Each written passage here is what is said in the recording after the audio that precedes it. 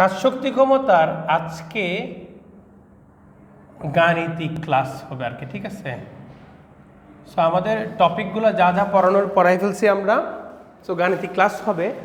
এই টোটাল জিনিসগুলো শুরু করার আগে ছোট্ট করে একটা প্রবলেম দিয়ে তোমাদেরকে শুরু করি। এগুলো যাওয়ার আগে তোমাদেরকে মোটামুটি থিওরিটিক্যাল সব কিছুই পড়াই ফেলছি, বাট ভর্তি পরীক্ষা এমসিকিউ টাইপের মধ্যে অনেক সময় তোমাদেরকে একটা ছোট্ট এমসিকিউ আসে যেগুলো আমাদের এই দেখানোর সূত্রের বাইরে একটা শর্টকাট সূত্র দিয়ে আসে।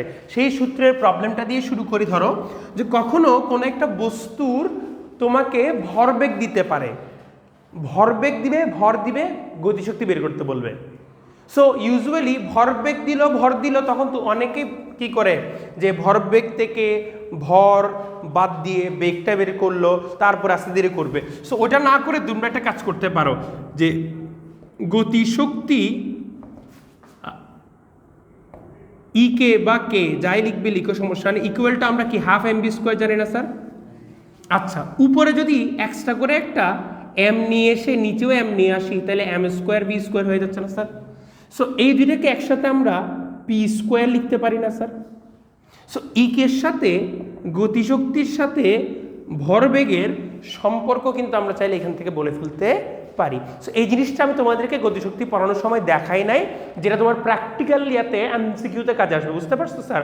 সো এটাকে লিখতে পারো যে গতিশক্তি ও ভরবেগের সম্পর্ক।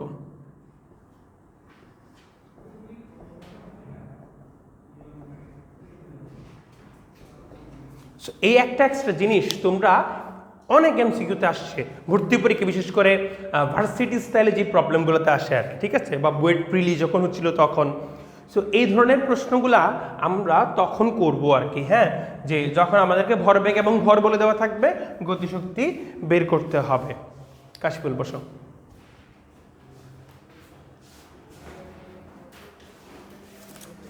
একটা শীট নাও একটা।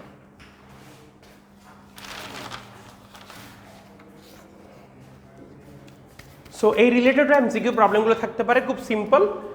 তোমরা এটা তুলে নিয়ে ফেলতে পারলে আমরা চলো ম্যাথমেটিক্যালিতে চলে আসি। যান একটা শীট নিয়ে যান যাওয়ার সময়।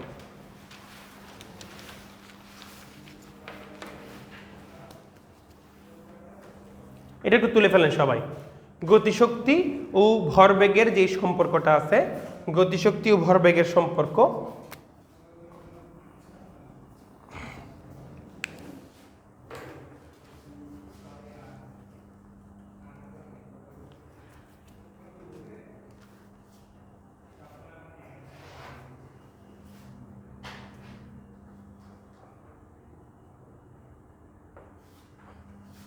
তুলছেন স্যার? ওকে, তুলে নেওয়া হলে এবার চলেন আমরা ম্যাথমেটিক্যাল শিটটাতে চলে যাই। সো আমরা টাইপ ভিত্তিক ভাগ করে দিচ্ছি, চেষ্টা করছি তোমরা যাতে জিনিসগুলোকে আলাদাভাবে ধরতে পারো। প্রথম যে প্রশ্নটা তোমাদেরকে বলা হচ্ছে, দেখো যে 10 কেজি ভরের একটি স্থির বস্তুর উপর একটি স্থির মানের বল, স্থির মানের বল দ্বারা কি বোঝাচ্ছে? বলটা পরিবর্তনশীল নয়। স্থির মান মানে মানটা স্থির, মানটা পরিবর্তনশীল নয়, অপরিবর্তনশীল, ঠিক আছে স্যার? সো 10 কেজি ভরের একটি স্থির বস্তুর উপর একটি স্থির মানের বল প্রয়োগ করায় সরণ 5 সেকেন্ডে 20 মিটার হলো, ঠিক আছে? 5 সেকেন্ডে 50 মিটার হলো, সরি 5 সেকেন্ডে 50 মিটার হলো। কৃত কাজ নির্ণয় করো। সো আমাকে এখানে বস্তুর কি দেওয়া আছে? ভর দেওয়া আছে, তারপর হচ্ছে তোমার সরণ দেওয়া আছে, সময় বলে দিছে। বলের মানটা কি আমাকে দেওয়া আছে স্যার? না। তাহলে এখানে ঘটনাটা ঘটছে কি দেখো স্যার, স্থির মানের বল যেহেতু, তার মানে বলটা অপরিবর্তনশীল। অপরিবর্তনশীল হলে বলের দ্বারা সৃষ্ট যে ত্বরণটা হবে, চ্যাপ্টার 4 আমরা পড়ছি, প্রত্যেক বলের সাথে একটা কি থাকে? ত্বরণ থাকে। F = ma পড়ছিলাম না স্যার? সো প্রত্যেক বলের সাথে একটা কি থাকে? ত্বরণ থাকে। তাহলে ওই ত্বরণটা কি হবে? সুষম ত্বরণ হবে, ঠিক না স্যার? ওই সুষম ত্বরণটা আগে আমাদের একটু কষ্ট করে বের করে নিয়ে আসতে হবে, তারপরে আমাদের অঙ্ক হয়ে যাবে। সো আমরা একটু গতি অধ্যায়ের সাহায্য নিব, তারপরে নিউটনের বলবিদ্যা অধ্যায়ের F = ma সূত্রের সাহায্য নিব, তারপরে কাজটা করতে পারবো। সো আমাদের প্রথম প্রশ্নে আমাকে আদিবেগ কি দেওয়া আছে? এখানে u = কি দেওয়া আছে স্যার? চিটটা নিয়ে যান। u = কি দেওয়া আছে? জিরো দেওয়া আছে না sir, u equal 0 metre per second. শেষ বেগ কত দেওয়া আছে আমাদের? শেষ বেগ বলে নাই আমাদেরকে, কি দিছে বলো দেখি স্যার? দূরত্ব বা সরণ দিছে। সরণ 50 মিটার বলছে। সময় কত বলছে? সময় বলছে 5 সেকেন্ড। এই অংশগুলোকে দিয়ে আমি যদি ত্বরণ বের করতে চাই, সো ত্বরণের ফর্মুলা কোনটা হবে? আমরা এখানে কোনটা লিখতে পারবো? s equal to u t plus half a t square. So আমরা লিখবো, আমরা জানি s equal to u t plus half a t square. এবার ইউ এর ভ্যালু তোমার 0, হাফ দিয়ে আমরা এই যদি বের করতে হয় সরাসরি, দেখো সরাসরি কেমনে বের করতেছি স্যার আমরা? 2s divided by t square. ঠিক আছে, 2s divided by t square, 2 into 50, আর টি এর মান কত? 5 স্কোয়ার। 5 5 25, 25 যদি 50কে কাটে তাহলে 2 থেকে 2 2 4 মিটার পার সেকেন্ড স্কোয়ার। আমরা ত্বরণ পেয়ে গেলাম। এবার কৃতকাজ বের করতে বলছে স্যার। কৃতকাজ W equal to F S. ধ্রুব বল দ্বারা কৃতকাজের সূত্র এটা, ঠিক কিনা স্যার? স্থির মানের বল, ধ্রুব বল, অপরিবর্তনশীল বল দ্বারা কৃতকাজ। W equal to F S cos theta থাকে, কিন্তু এখানে যেহেতু বল প্রয়োগ করাই সরণ বলছে, তাহলে আমরা বুঝে নিব যে বল যেদিকে প্রয়োগ হয়েছে সরণটাও সেই দিকেই হয়েছে। তাহলে এখানে কি কস থিটা লেখার দরকার আছে স্যার? নো। তাহলে W equal two just F S লিখলে চলবে। বল যেদিকে, সরণ যদি সেই দিকেই হয়, কস থিটা লেখা লাগে না, কারণ কস থিটার মান সেখানে 1 হয়। So W equal to F S. F এর মান আমাদের কত? এফ এর মান আমরা এখানে এম এ বসাবো, ইন্টু এস বসাবো। এম এর মান কত স্যার? এম এর মান দেওয়া আছে 10 কেজি। ত্বরণ আমরা কত পেলাম? 4। সরণ আমাদের কত? 50 দেওয়া আছে। 4 50 200, 200 আর 10 গুণ করলে কত আসে? 2000 ঝুল কৃতকাজ পাবো আমরা। বুঝছো? সিম্পল কোয়েশ্চেন, কিন্তু প্রশ্নগুলা প্রথমবার করলে মনে হয় অনেক আমাদের গতিবিদ্যার প্রবলেম দেখতে হচ্ছে, এটা দেখতে হচ্ছে, ওটা দেখতে হচ্ছে। সো দিন শেষে আমরা এই চ্যাপ্টারে পড়তেছিলাম কি নিয়ে? যান্ত্রিক শক্তি বা যান্ত্রিক কৃতকাজগুলো নিয়ে। সো এখানে আসলে গতির ব্যাপারগুলো চলে আসবে, বুঝতে পারছো? সো গতি চ্যাপ্টারের আইডিয়াগুলোকে ইউজ করতে হবে, নিউটনিয়ান বলবিদ্যার আইডিয়া ইউজ করতে হবে, কারণ বল আছে, বলের পরিচয় ইউজ করতে হবে।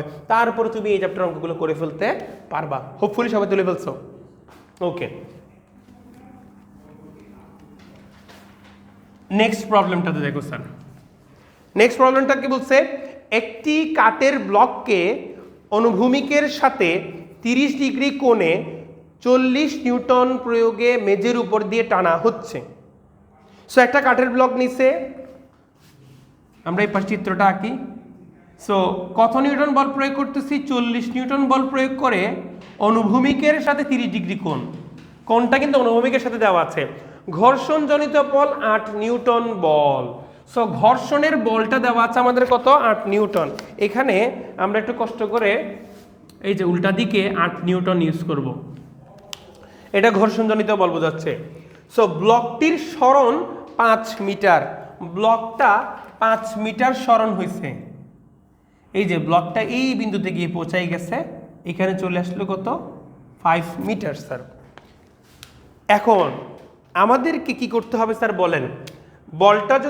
ব্লকটা যদি 5 মিটার সরণ হয়, প্রশ্ন 3টা বের করতে বলছে। 1 নম্বর প্রশ্ন বলছে প্রযুক্ত বল দ্বারা কৃতকাজ কত? প্রযুক্ত বল দ্বারা কৃতকাজ কত? সো কোনটা আমাদের প্রযুক্ত বল বলো তো স্যার দেখি, কোনটা আমাদের প্রযুক্ত বল? আমাদের প্রযুক্ত বল কোনটা? এই 40 নিউটনটা আমাদের প্রযুক্ত বল। সো কোন একটা বলের দ্বারা কৃতকাজ করতে গেলে আমরা কি করি? বল এবং বলের সাথে বলের দিকের সরণ, বলের দিকের সরণের উপাংশ, ঠিক কিনা স্যার?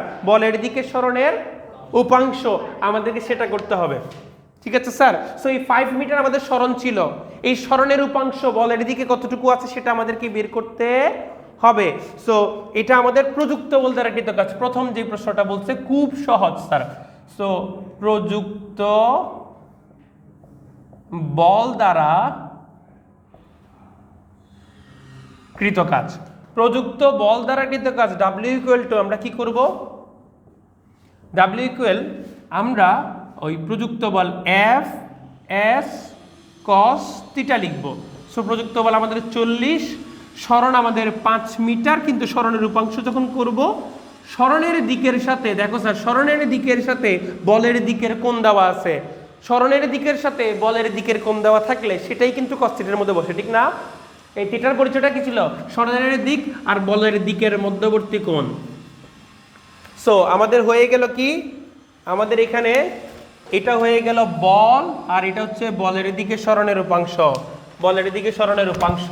4 5 20, 200 cos 30 মান কি √3/2, সো 100 √3 আসবে। সো এটাকে তুমি সলভ করলে কত আসে? 100 √3 সলভ করলে কি আসে? ক্যালকুলেটর কই বের করো। √3 এর ভ্যালু ছিল 1.73 ছিল কিনা দেখো তো স্যার, তাহলে 173 আসে, আসছে 173 কত 202 আর কি, ঠিক আছে।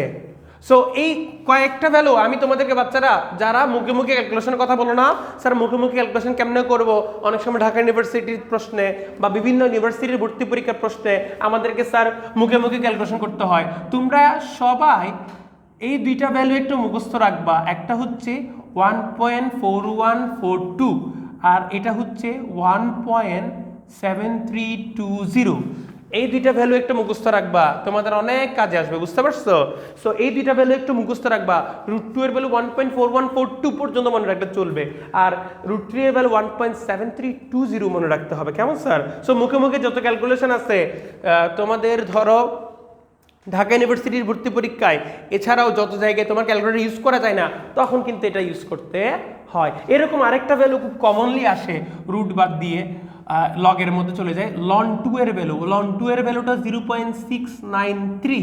এই কয়েকটা ভ্যালু আসলে বহুল ব্যবহৃত কিছু ভ্যালু, যেগুলো আসলে আমরা মানগুলো মুখস্থ রাখতে পারলে আমাদের কাজে দিবে, বুঝতে পারছো?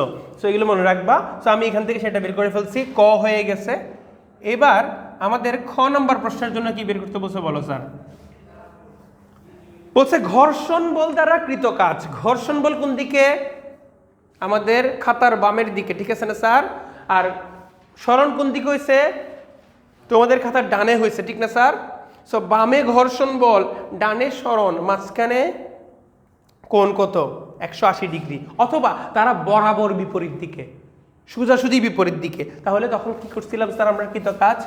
তখন এই যে এখানে লিখতেছি ঘর্ষণ বল দ্বারা কৃত কাজ। ঘর্ষণ বল দ্বারা কৃত কাজ, এখানে W ফ্রিকশন যদি আমরা লিখি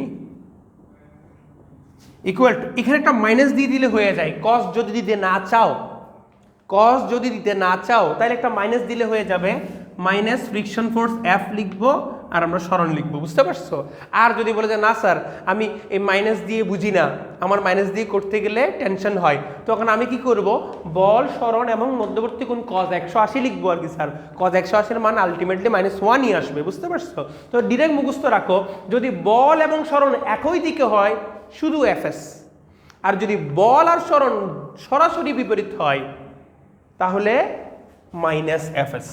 সো F এর মানটা কত ছিল স্যার? আমাদের এখানে 8 ছিল, সরণের মানটা 5 ছিল, -40 নিউটন, সরি জুল। আমি এটাও কি নিউটন লিখছি? সরি, এখানে ইউনিট তো জুল হবে স্যার, ইউনিট জুল হবে, করে ফেলেন স্যার।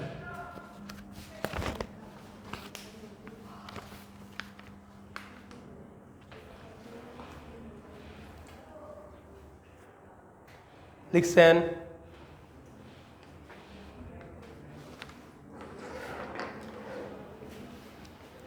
লাস্টে বলছে নিট কাজ নির্ণয় করো। বাচ্চারা গ নম্বরে আমাদেরকে বলছে নিট কাজ নির্ণয় করো।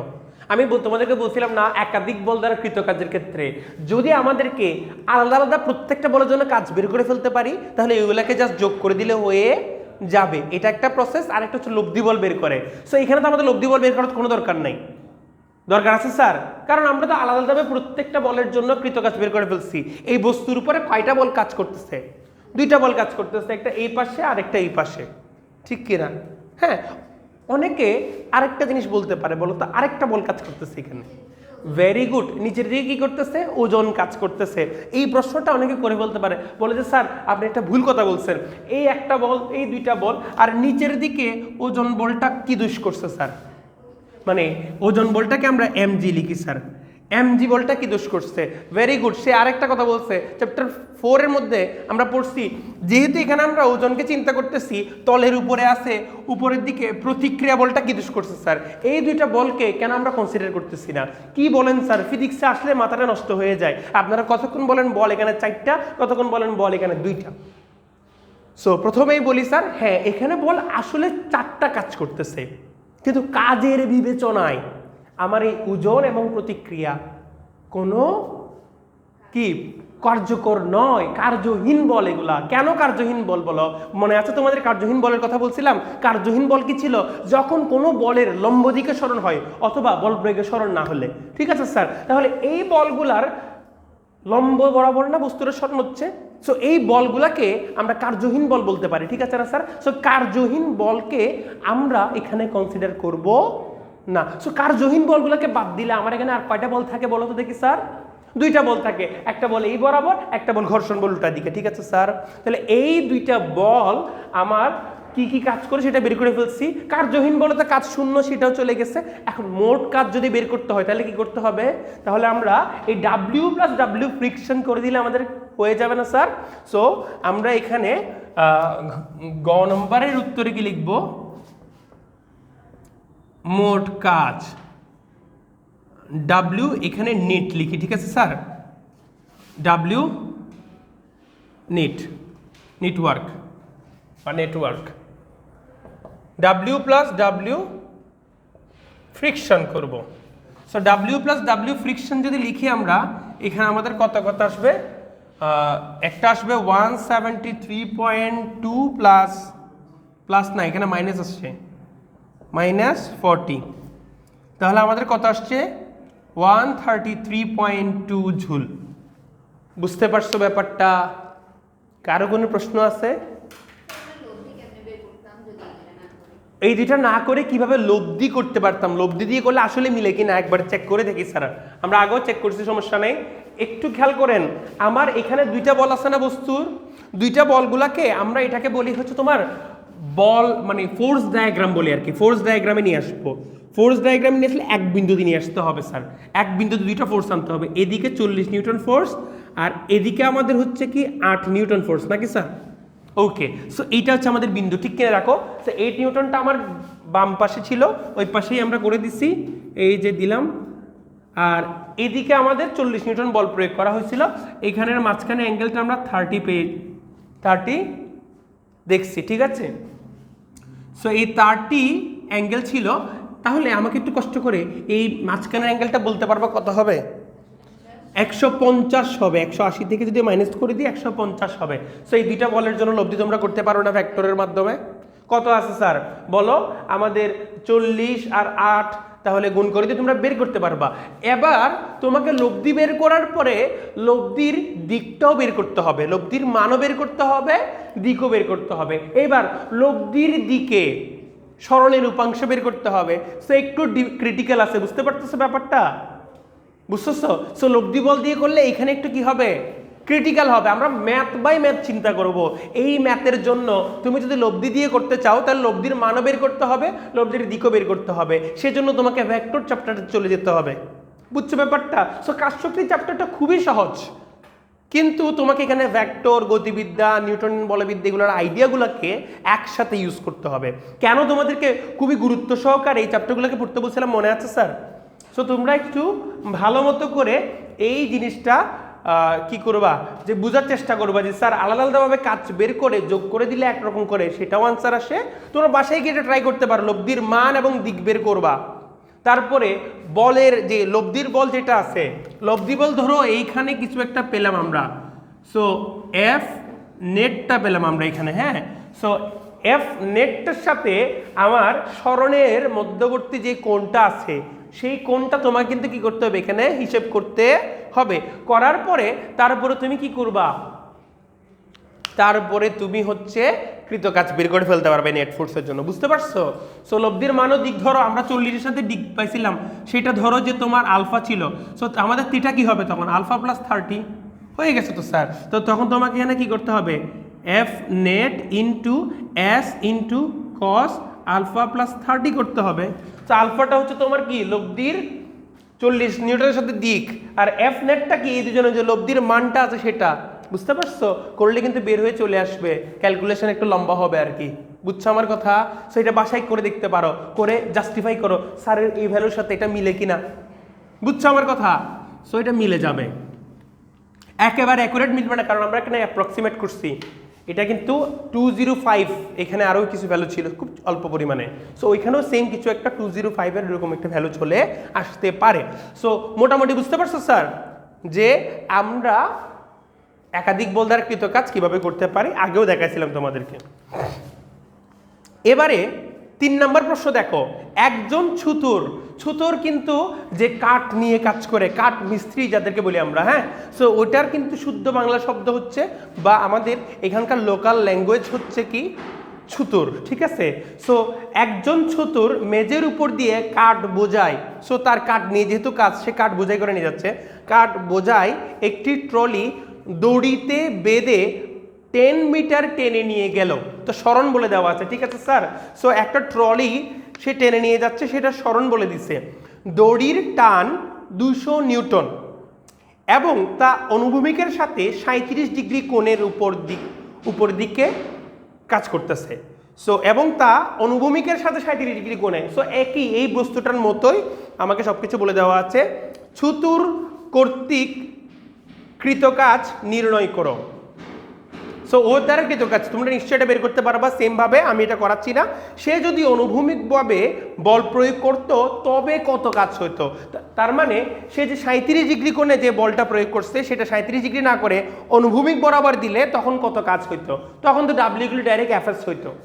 আর এখন যেটা শুরুতে যে অংশটা আছে সেটা হচ্ছে W equal FS cos theta, cos এর মানটা 37 ডিগ্রি হবে। সো 3 নম্বরটা তোমরা বাসায় করবা।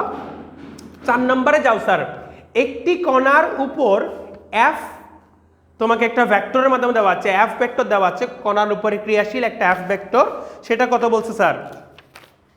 এফ এর মান কত বলছে? এফ ভেক্টর ইকুয়াল টু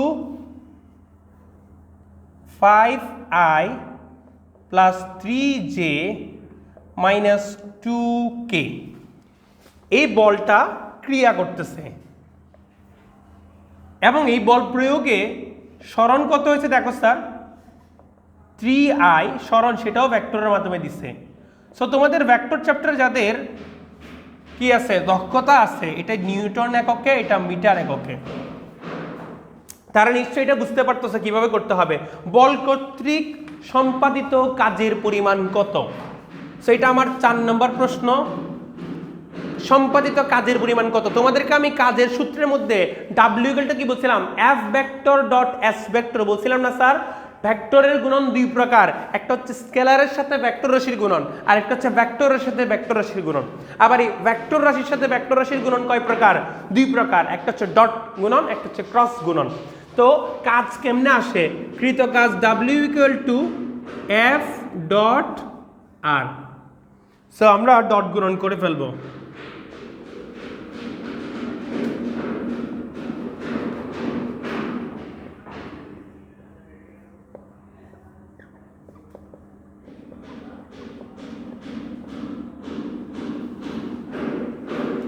ঠিক আছে,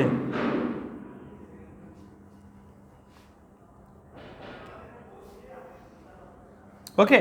সো ডট গুণন যদি আমরা এখানের মধ্যে করি,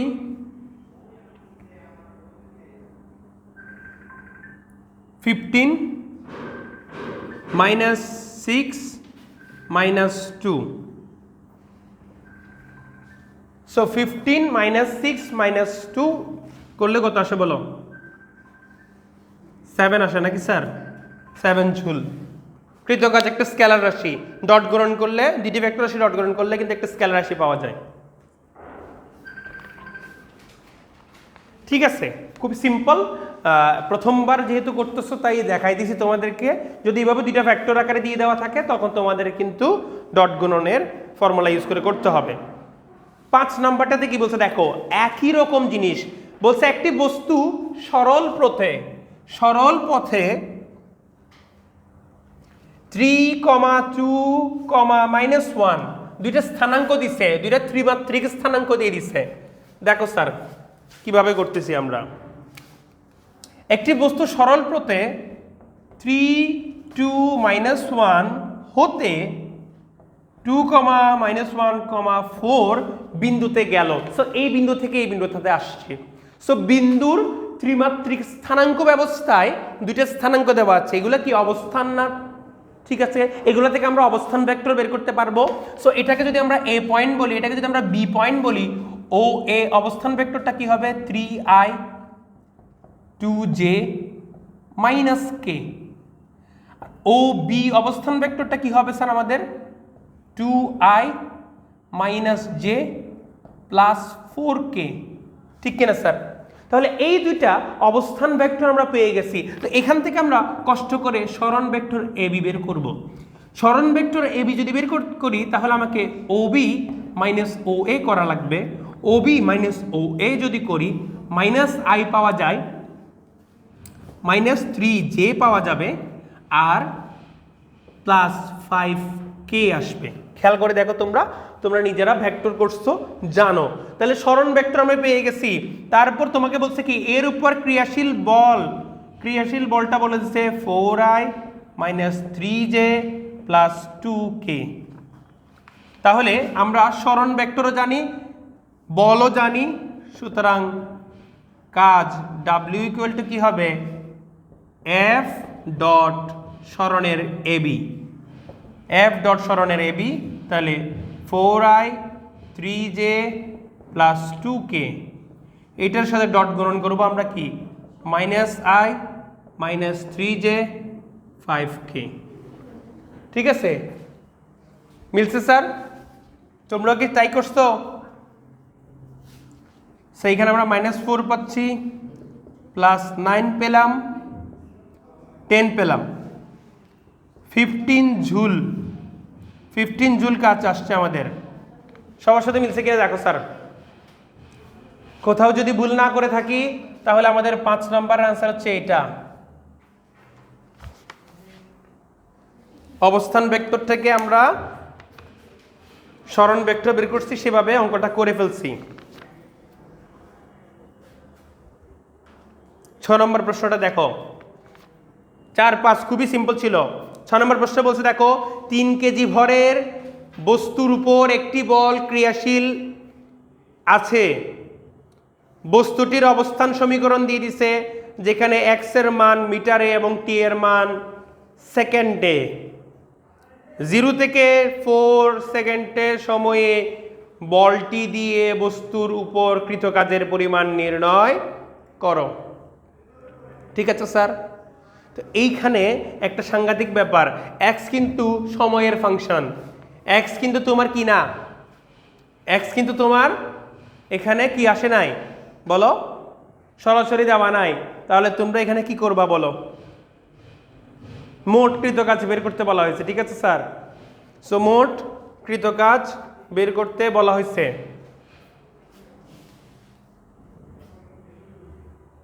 কিভাবে করবা? যাদের বুদ্ধি আছে, 0 থেকে 4 সেকেন্ডে বলটি দিয়ে বস্তুর উপর কৃত কাজের পরিমাণ কত, মানে মোট 4 সেকেন্ড সময়ে কৃত কাজটা কত সেটা বের করতে বলা হয়েছে। বুঝছো? তো 4 সেকেন্ডে আমরা সরণ থেকে বের করতে পারবো। অনেকে মনে করে এখানে মানে ক্যালকুলাস ইউজ করতে হবে, কিচ্ছু ইউজ করা লাগবে না স্যার। আপনারা একটু খেয়াল করে দেখেন, আমার এটা সরণের সমীকরণ না, তো আমি যত সময় বসাবো তত সময়ের জন্য সরণ বের হয়ে যাবে না। সো 0 থেকে 4 সেকেন্ড মানে কি মোট 4 সেকেন্ডে কাজ বের করতে বলছে। সো আমাদেরকে এখানে কি বলে দেওয়া আছে, 6 নম্বর প্রশ্নটা। 6 নম্বর প্রশ্নটা হচ্ছে তোমার 3 কেজি ভরের বস্তু, এটা হচ্ছে আমাকে মাস দেওয়া আছে। তারপরে x এর মানটা কত দিছে, x এর মান দিয়ে দিছে হচ্ছে আমাদেরকে 3t minus 4t square plus t cube. এখন বলছে t ইকুয়াল টু 0 থেকে 4 সেকেন্ডের মাঝখানে কৃত কাজ। তাহলে 0 থেকে 4 সেকেন্ড মাঝখানে মোট সময় কত, 4 না স্যার? শূন্য বসালে আমাদের সরণ তো শূন্যই, ঠিক না স্যার? শূন্য সময় তো অবস্থান শূন্য। সো আমরা সরণ মানে কি বুঝি স্যার? সরণ মানে বুঝি হচ্ছে অবস্থানের পরিবর্তন। সো 4 সেকেন্ডের অবস্থান আর 0 সেকেন্ডের অবস্থান যদি বিয়োগ করে দিই আমরা সরণ পেয়ে যাব না? তো 4 সেকেন্ডের অবস্থান যদি আমি এখানে বসাই 3 × 4 - 4 × 4 স্কোয়ার প্লাস 4 কিউব মাইনাস এখানে যদি করি পুরোটা 0 আসবে না স্যার? আসবে কি না? সরণ মানে অবস্থানের পরিবর্তন। শেষ অবস্থান হচ্ছে 4 সেকেন্ডের অবস্থান, শুরুর অবস্থান হচ্ছে কি 0 সেকেন্ডের অবস্থান।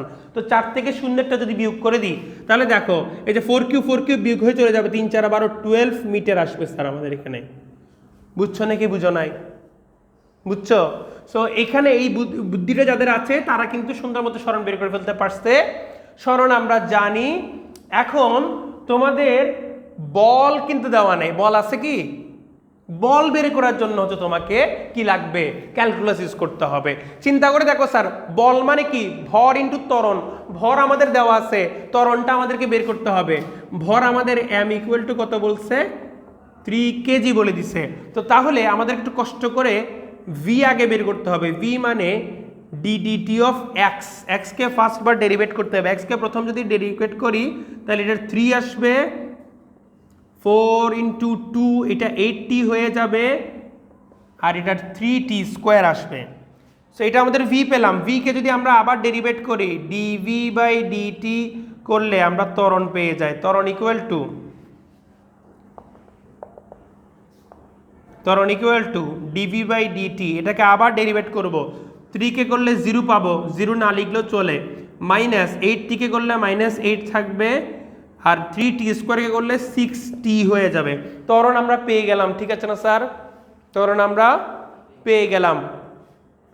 এবার আমাদেরকে কিন্তু একটা জিনিস করতে হবে স্যার, ত্বরণ যেহেতু সময়ের ফাংশন, এটা বুঝো স্যার। ত্বরণ কি? ত্বরণটা কি? সময়ের ফাংশন। সরণ বের করতে কোনো কষ্ট হয় নাই, সরণ আমরা কোন সুন্দর মতো বের করে নিয়ে আসছি। বল বের করার জন্য ত্বরণ লাগবে। ত্বরণ যদি সময়ের ফাংশন হয়, বলও একটা সময়ের ফাংশন না স্যার? তাহলে বল যদি সময়ের ফাংশন হয়, সময়ের অপেক্ষক হয়, তাহলে তাকে পরিবর্তনশীল বলতে হবে না? কারণ সময়ে সময়ে সে বদলে যাচ্ছে। সময় আছে বলে তো সময় সময় বদলে যাচ্ছে। আর যদি এটা একটা কনস্ট্যান্ট মান হইতো, শুধু একটা ভ্যালু, স্থির ভ্যালু হইতো, শুধু -8 থাকতো, তাহলে আমরা কি fs দিয়ে করে ফেলতে পারতাম। এখন বলটা কি হয়ে গেল? পরিবর্তনশীল হয়ে গেল। বলটা কি হয়ে গেল? পরিবর্তনশীল। তাহলে এটাকে আমাকে করতে হবে কি? পরিবর্তনশীল বল দ্বারা কৃত কাজ দিয়ে করা লাগবে। সো কষ্ট করে হলেও, যেহেতু এই ক্লাসের রেকর্ড থাকবে, তোমরা পরবর্তী আবার বুঝে নিতে পারবা যারা ক্যালকুলাস পারো না। আর যারা পারবা আমি একটু হালকা হিন্ট দিয়ে দিব, যারা পারো প্লাস হিন্ট দিয়ে দিব, তখন তোমরা করে ফেলতে পারবা। তো এখন আমাকে পরিবর্তনশীল বল দ্বারা কৃত কাজ করতে হবে। তো বলের সমীকরণটা একটা আমরা করে নিয়ে আসি। F = আমরা কি পাচ্ছি স্যার? F = আমরা বলো কত পেলাম? m ইন্টু ত্বরণ লিখতে পারবো, ঠিক না? m এর মান আমাদের 3, আর এইখানে ত্বরণের সমীকরণ আসছে -8 + 6t। ঠিক আছে স্যার? ওকে। তো সরণ মনে হয় আমাদের বের করে কোনো লাভ হয় নাই। দেখি কি করা যায় এখানে। এটা 3 × 8 = 24 + 3 × 6 = 18, 18t। ঠিক আছে স্যার? আমরা এরকম কিছু একটা পেলাম। আচ্ছা, এবার আমাকে কৃতকাজ যেহেতু বের করতে হবে, আমরা জানি কি? আমরা জানি dw = f dx। কথাটা ভালো মতো করে বুঝিও। dw = f dx। আমাদের এটা বের করার লাভ হয় না। আমি মনে করছি এটা দ্বিঘাত ছিল, দ্বিঘাত থাকলে সরাসরি করে ফেলতে পারতাম, দ্বিঘাত থাকলে এটা ইউজ করে লাভ হইতো। বুঝতে পারছো? কারণ দ্বিঘাত থাকলে আমরা কি করতাম? দ্বিঘাত থাকলে যখন দুইবার ডেরিভেট করতাম তাহলে এটা স্থির বল হয়ে যেত। এখানে ত্রিঘাত আছে, কয় ঘাত? 3 ঘাত আছে। এটা স্থির বল হয় না, পরিবর্তনশীল বল হয়েছে। তাহলে পরিবর্তনশীল বল হলে আমাদের কিন্তু স্যার এখানের মতো করতে হবে। তোমরা এইখানে এই অংশ দেখার পরে বলতেছো স্যার ঘটনাটা তো স্যার এখানে অনেক জটিল হয়ে গেছে। কেমন জটিল হয়ে গেছে স্যার? বল হইল সময়ের ফাংশন, আর ইন্টিগ্রেশনের জন্য এখানে আছে dx। ঠিক না স্যার? ঠিক না? তো এবার তোমাদের জন্য এখন একটা নতুন ব্যাপার স্যাপার চলে আসবে। আমরা এই পাশে একটা তাহলে স্যার এক্স দিয়ে কাজ করব। এক্স ইকুয়াল টু আমরা কি পেলাম বলো তো দেখি sir, 3t 4t square plus T cube. এখন আমরা এটাকে সময়ের সাপেক্ষে অন্তরীকরণ করে দিব। সময় সাপেক্ষে অন্তরীকরণ করলে কি আসবে বলো দেখি স্যার একবার, যেটাকে আমরা বেগ বলতেছিলাম, বেগের জন্য যেটা পেলাম সেটাই তো নাকি sir, 8t plus 3t square. এতে স্যার আমাদের লাভ কি হয়েছে, এই যে আমাদের লাভ হচ্ছে দেখো স্যার, আমরা ডিএক্সটাকে বদলে ফেলবো। ডিএক্সটাকে বদলে এখন এটা করব 3 minus 8t 3t square DT. দেখো যখন বলটা আমার সময়ের ফাংশন এরকম ইন্টিগ্রেশন করতে যাব স্যার, বলটা আছে সময়ের মাধ্যমে, এটা হচ্ছে একটা চলক, ইন্টিগ্রেশনে তোমার এই চলকের সাপেক্ষে যোগজীকরণ করতেছি। তো এই চলকের সাপেক্ষে যেহেতু করতেছি, বলটা এই চলকের সাপেক্ষে প্রকাশ থাকতে হবে, যেটা এখানে নাই। বলটাকে এক্স এর মাধ্যমে প্রকাশ করা আছে, বলটাকে এক্স এর মাধ্যমে প্রকাশ করা আছে, বলটা এক্স এর মাধ্যমে প্রকাশ করা নাই। বল যেহেতু এক্স এর মাধ্যমে প্রকাশ করা নাই, তাহলে আমরা বল এটা দিয়ে এক্স এর মাধ্যমে ইন্টিগ্রেশন করতে পারবো না, রেলেভেন্ট হবে না। তাহলে এক্সটাকে ডিএক্স এর সাপেক্ষে না করে ডিটি এর সাপেক্ষে করতে যাচ্ছি, তাই এক্স কে ডিফারেন্সিয়েট করে এটা করবো। এটা একটা প্রসেস। এই প্রসেসে আমরা কি করতে পারছি বলো তো দেখি স্যার, এই প্রসেসে আমরা চাইলে এই ডিএক্সটাকে বদলে ফেলে ডিটি নিয়ে আসতে পারতেছি, ঠিক না স্যার? কেমনে দেখো, অঙ্ক সামনে আগাইলে বুঝতে পারবা।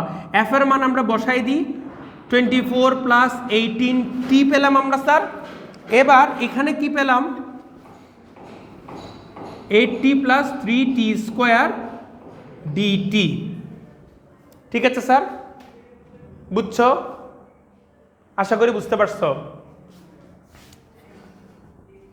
তাহলে দেখো স্যার আমাদের কি আসছে, আমাদের এখানে আমরা তোমার পুরো জিনিসটা করে দেওয়াতে ডিটি একটা জিনিস চলে আসছে। এবার এই পুরো জিনিসটা দিয়ে আমরা মাল্টিপ্লাই করে অঙ্কটা করে ফেলতে পারবো স্যার। অঙ্কটা করার জন্য আমাকে 24 দিয়ে মাল্টিপ্লাই করতে হবে, একবার করো আস্তে আস্তে। আমরা এটা লসাগু করি, সরি মাল্টিপ্লাই করি। 3 24 কত হবে, 72।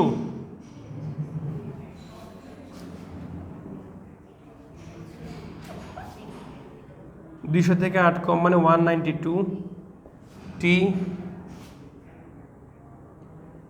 72t স্কোয়ার 54t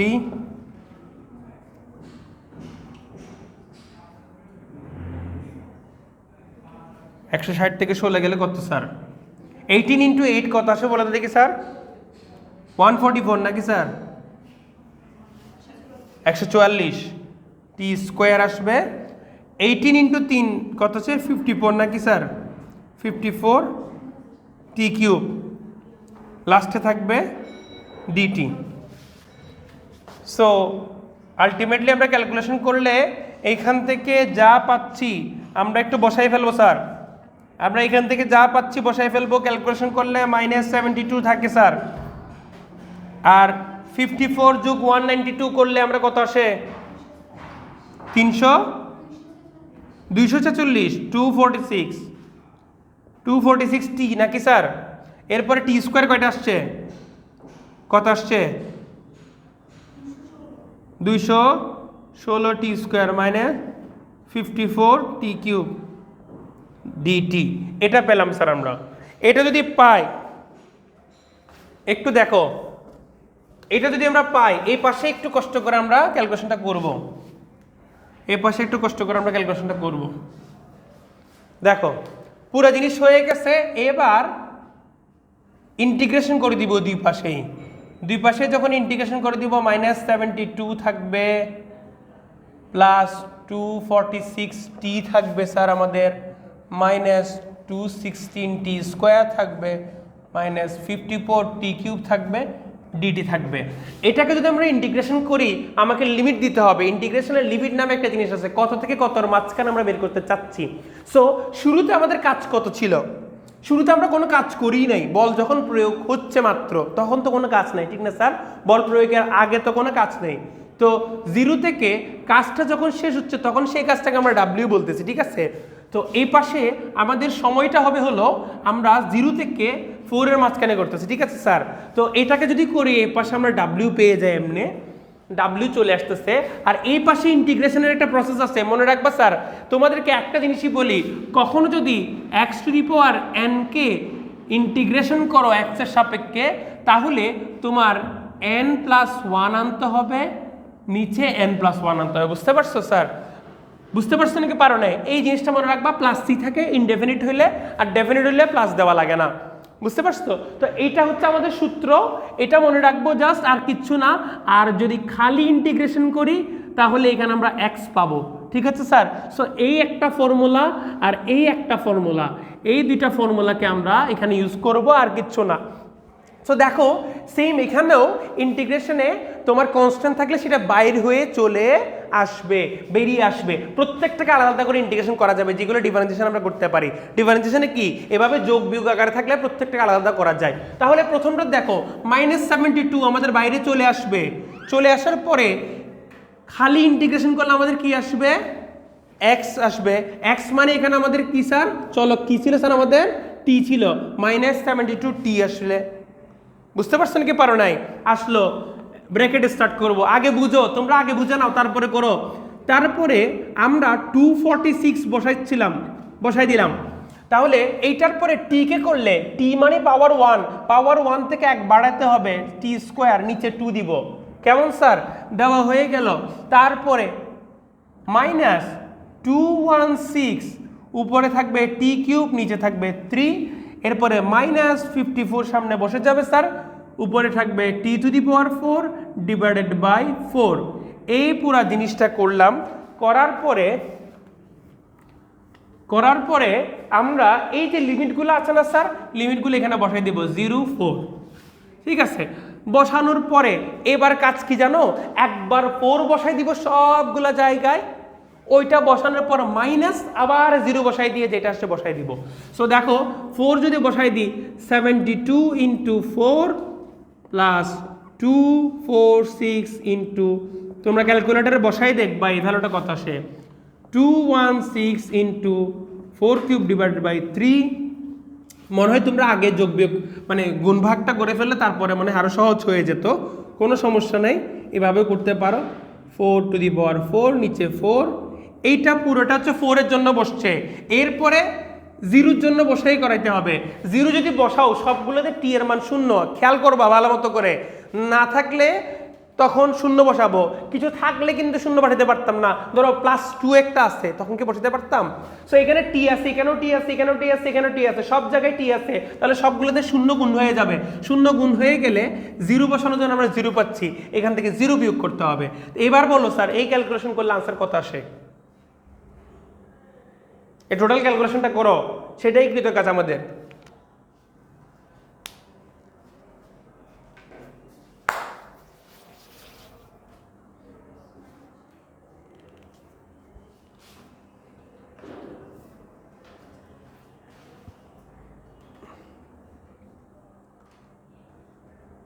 (72 into 4) তারপরে হচ্ছে তোমার 246 into 4 square by 2, 216 into 4 cube by 3, 54 into 4 to the power 4 by 4। কত আসে? নির্ভুল করার চেষ্টা করতে হবে। কারো কাছ থেকে একটা ক্যালকুলেটর দাও আমাকে একটা ক্যালকুলেটর দাও তো। 72 into 4 করলাম, মাইনাস দিয়ে প্লাস 246 into 4 4 16, 16কে 2 দ্বারা ভাগ করলে এখানে 8 থাকে, 8 মাইনাস 216 into 4 কিউব বাই 3, 216কে আমরা 4 কিউব দিয়ে মাল্টিপ্লাই করব, ভাগ করব কত দিয়ে? 3 দিয়ে, মাইনাস 54। আমার এখানে কিন্তু 4 কিউব থাকে, 4 to the power 4 divide by 4 into 4 cube.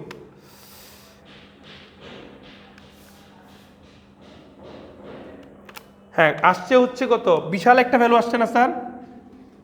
6384 আসছে স্যার, এটা আসছে। ভেরি গুড, এটাই অ্যান্সার, -6384 জুল। আমরা যদি কোনো জায়গায় ভুল না করে থাকি তাহলে হয়ে যাবে। তোমরা এবার বলতে পারো স্যার শুরুতে যে সরণটা হিসাব করছিলেন সেভাবে কেন করতে পারবো না? শুরুতে যে সরণটা হিসাব করছি সেটা করতে পারতাম যদি বলটা আমরা কি পেতাম, ধ্রুব বল দ্বারা গৃহীত কাজ পেতাম, অপরিবর্তনশীল পেতাম, সময় সাপেক্ষ অপরিবর্তনশীল পেতাম। কিন্তু আমরা করে দেখলাম কি বলটা কি চলে আসছে পরিবর্তনশীল। তাহলে আমাদের মনে হয় আগে সেটাই করতে হবে, বলটা বের করার চেষ্টা করতে হবে। বলটা পরিবর্তনশীল হলে যেভাবে করা লাগে আমি তোমাদের করে দেখেছি। ঠিক আছে স্যার, একটু ভালো মতো ধারণা আমাদের বলটা বের করছি, করার পরে এইখানে যে কাজটা করছি সেটা খুবই ইম্পর্টেন্ট। এখানে আমাদের কি এফ ডি এক্স ছিল, তো এফ ডি এক্স আমাদের এই যে স্যার এই যে আমাদের এক্সটা ছিল, এই এক্সের সাপেক্ষে এফ কে প্রকাশ থাকতে হবে। এফ প্রকাশ করা ছিল টি এর মাধ্যমে, তখন আমরা কি করছি সেটাকে চেঞ্জ করে এভাবে নিয়ে আসছি। সবগুলো টি এর মাধ্যমে হয়ে গেছে, দেখো স্যার এদিকে ডিটি হয়ে গেছে। তো এটাকে ক্যালকুলেশন করে নিয়ে আসলে ডিটি কে টি এর মাধ্যমে ডিটি দিয়ে টি কে ডিটি এর মাধ্যমে ইন্টিগ্রেট করে ফেলতে পারবো। উভয় পক্ষে ইন্টিগ্রেশন করে দিচ্ছি, লিমিট বসাই দিচ্ছি, কাজ হয়ে গেছে। বুঝতে পারছো? সো এই ধরনের প্রবলেমগুলো না বুঝলে কোনো টেনশন নাই। ইন্টিগ্রেশন যখন পড়বেন আরেকবার একটু দেখে নেবেন, ভিডিও ক্লাসটা দেখে নেবেন, তখন বুঝতে পারবেন জিনিসগুলো। ঠিক আছে স্যার, বুঝতে পারছেন? কারো কোনো কোয়েশ্চেন আছে এই প্রবলেমটাতে? না থাকলে স্যার পরের প্রশ্নটা একটু করে যাও। পরের প্রশ্নগুলো একটু করে ধুমধুম বলে দিই ফেলি তোমাদেরকে, এগুলো খুব সহজ আছে এই জন্য। টাইপ 2 এর গতিশক্তি এবং কাজ শক্তি উপপাদ্য থেকে যেটা প্রশ্ন 7 নম্বর, 2.5 কেজি ভরের একটি বস্তু 54 কিলোমিটার পার আওয়ার বেগে চলতে থাকলে এর গতিশক্তি কত হবে? তোমরা কিলোমিটার পার আওয়ারকে মিটার পার সেকেন্ডে নিয়ে যাবা, ইউনিটটা চেঞ্জ করতে পারলে অঙ্ক পেরে যাবা। তারপরে 8 নম্বরে কি বলছে, 2 কেজি ভরের একটি পাথর 20 মিটার উঁচু থেকে ছেড়ে দেওয়া হলো, ভূপৃষ্ঠে স্পর্শ করার পূর্ব মুহূর্তে এর গতি শক্তি নির্ণয় করো। সো ভূপৃষ্ঠে স্পর্শ করার পূর্ব মুহূর্তে বেগটা বের করতে পারবা তোমরা? সো 20 মিটার উপর থেকে পড়ন্ত একটা বস্তুর শেষ মুহূর্তে বেগটা বের করবা, বেগ পেয়ে গেলে তোমরা হাফ mv² দিয়ে করে ফেলতে পারবা। অথবা তোমরা যদি শক্তির সংরক্ষণশীলতার সূত্র দিয়ে যদি করতে চাও তাহলে তাও করতে পারবা। চিন্তা করে দেখো স্যার, যে 20 মিটার উপরে সেটা স্থির অবস্থায় ছিল, সেই সময় যে বিভব শক্তি সেটাই কিন্তু ভূমি স্পর্শ করার পূর্ব মুহূর্তে গতিশক্তি। ঠিক কিনা স্যার? তাহলে শক্তির সংরক্ষণশীলতার নীতি অনুসারে শুরুতে যা শক্তি ছিল শেষেও কিন্তু তাই শক্তি হবে। ঠিক না স্যার? এটাকে বলা হয় যান্ত্রিক শক্তির সংরক্ষণশীলতা। যান্ত্রিক শক্তি কিন্তু খুব সহজে অনুশক্তি রূপান্তরিত হয় না। সো বিভব শক্তিটা কি হয়ে যাবে? গতিশক্তি হয়ে যাবে। সেই সেন্সে বিভব শক্তি কত ছিল? mgh, ওটাই কিন্তু এখানে কি হয়ে যাবে? গতিশক্তি। তোমাদেরকে কিন্তু বলে দিছিলাম যে তোমরা চাইলে এমসিকিউ বা বিভিন্ন কেসে তোমরা চাইলে ওই স্থির অবস্থা থেকে পড়ন্ত বস্তুর জন্য গতিশক্তি mgx ইউজ করতে পারো। x মানে অতিক্রান্ত দূরত্ব, বুঝছো? তো সেই সেন্সে করে ফেলতে পারো। সেই প্রবলেমটা তোমরা পারবা দেখে এটাও আমি স্কিপ করে যাচ্ছি, না পারলে কেউ আমাকে জিজ্ঞেস করবা। তারপরে বলছে একটি রাইফেলের গুলি একটি তক্তা ভেদ করতে পারে যদি গুলির বেগ 3 গুণ করা হয়, তবে অনুরূপ কয়টা তক্তা ভেদ করতে পারবে? তাহলে একটা তক্তা ভেদ করতে পারে কত? একটা রাইফেলের গুলি যদি বেগ 3 গুণ করা হয়, যদি বেগ 3 গুণ করা হয় অনুরূপ কয়টি তক্তা ভেদ করতে পারবে? বেগটাকে আমরা 3 গুণ করতেছি, এটাকে খুব সহজে আমরা শক্তির মাধ্যমে চিন্তা করতে পারি। দেখো স্যার, একটা তক্তা ভেদ করতে শক্তির যেই ক্ষয়টা স্যার, ওই ক্ষয়টা কিন্তু তোমার সেম। আমরা ধরে নিলাম যে তক্তার যে বাধাদানকারী বল সেটা কিন্তু সেম, একই। তো একটা তক্তা কাজ শক্তি উপপাদ্যতে আমরা কি পড়ছিলাম মনে আছে স্যার? যে এটা একটা তক্তা ভেদ করতে পারার মানে কি, যে তক্তার যে বাধাদানকারী বল আছে সেই বলের দ্বারা কৃত কাজ বুলেটের গতিশক্তির সমান হবে, পরিবর্তনের সমান হবে। হ্যাঁ কি না স্যার? ঠিক আছে, তাহলে একটা তক্তার যতটুকু পুরুত্বের ততটুকু সরণ হচ্ছে এর, ওই সরণের জন্য বাধাদানকারী বলের কৃত কাজ দিয়ে আমরা গতিশক্তির পরিবর্তন সমান করে বলটা বের করে ফেলতে পারি না স্যার? এবারে আসেন স্যার, তো কাজ শক্তি উপপাদ্য তোমাদেরকে তো বলছিলাম এই সেম সিমিলার প্রবলেমটা তোমরা কিন্তু গতিবিদ্যায় পড়ছো না স্যার? সিমিলার প্রবলেমটা তোমরা গতিবিদ্যা করছো কিনা? সবাই কিন্তু করে আসছো এই সিমিলার প্রবলেমটা। এবারে কাজ শক্তির মাধ্যমে সেটাকে কিভাবে সলভ করা যায় সেটা আমি তোমাদেরকে দেখাচ্ছি। 9 নম্বর প্রবলেম, এটা করে আজকের ক্লাস শেষ করবো আমরা স্যার। সো কাজ শক্তি উপপাদ্য থেকে আমরা যদি লিখি তাহলে W = ডেল কে বলতে পারি স্যার, বা সহজ ভাষায় একদম ডিরেক্ট লিখে ফেলি K2 - K1 সেটা লিখতে পারি। সো K2 - K1 শেষ গতিশক্তি আমাদের 0 চলে আসতেছে, আমরা মনে করিলাম তক্তার বাধাদানকারী বল হচ্ছে আমাদের এফ, পাশে এখানে লিখি ধরি তক্তার বাধাদানকারী বল এফ, এটা আমরা ধরে নিলাম। আচ্ছা, তক্তার পুরুত্ব কি দেওয়া আছে আমাদেরকে? না, তক্তার পুরুত্ব এবং দিয়ে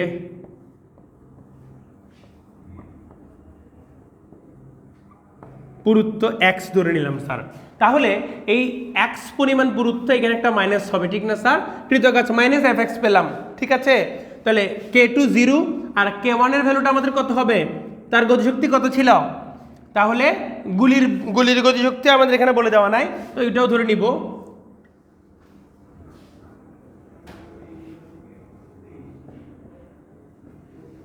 গুলির ভর, আবার গুলির ভর হচ্ছে এম,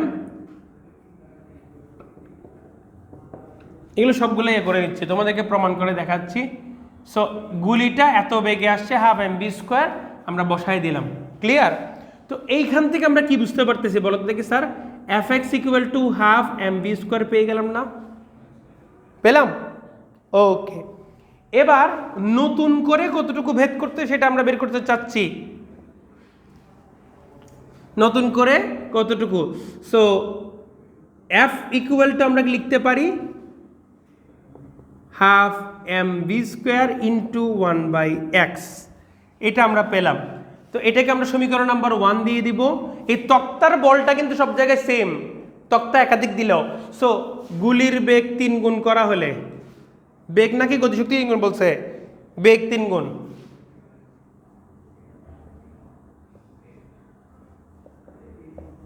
হলে আমরা নতুন করে ভি প্রাইম, বেগ বি প্রাইম ইকুয়াল টু কি লিখতে পারি? 3v লিখতে পারি স্যার, 3v লিখতে পারি আমরা। আমাদের যে আগের বেগটা ছিল সেই বেগটাকে আমরা কি লিখতে পারি?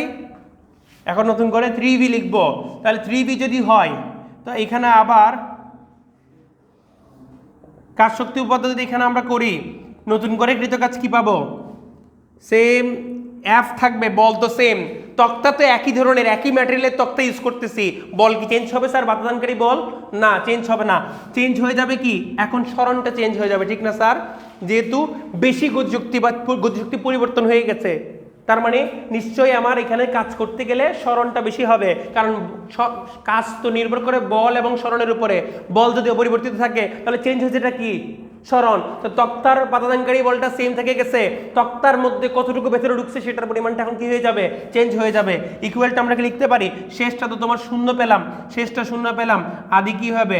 Half m 3v square, 3v whole square, 3v whole square. এটা যদি আমরা এখানে করে ফেলো স্যার, ক্যালকুলেশন করে ফেললে আমরা কি পাচ্ছি বলো?